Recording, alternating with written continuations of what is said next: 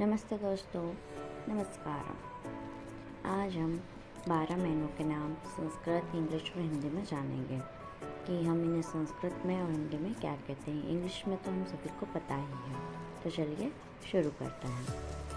संस्कृत में हम चैत्र कहते हैं। मार्च और अप्रैल के महीने को हम संस्कृत में चैत्र कहते हैं, हिंदी में हम इसे चैत्र कहते हैं।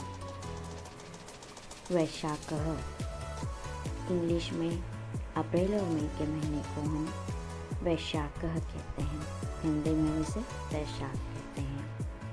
मई और जून के महीने को हम संस्कृत में ज्येष्ठ कहते हैं, हिंदी में हम इसे ज्येष्ठ कहते हैं।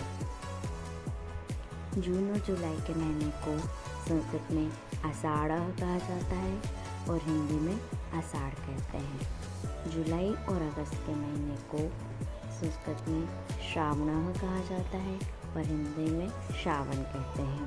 अगस्त और सितंबर के महीने को संस्कृत में भाद्रपद कहा जाता है, हिंदी में हम इसे भाद्रपद कहते हैं, हिंदी में इसे भादो भी कहा जाता है।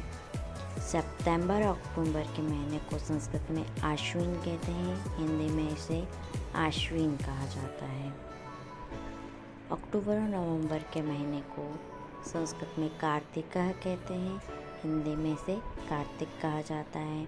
नवंबर दिसंबर के महीने को संस्कृत में मार्गशीर्ष कहते हैं, हिंदी में इसे अग्न कहते हैं। दिसंबर और जनवरी के महीने को संस्कृत में पौष कहा जाता है और हिंदी में इसे पौष कहते हैं।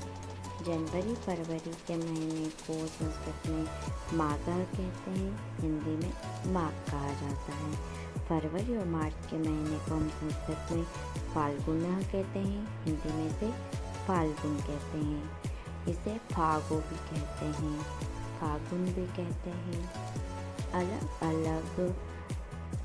अलग अलग प्रदेश में अपनी अपनी बोली के हिसाब से इन शब्दों को लोग कहते हैं।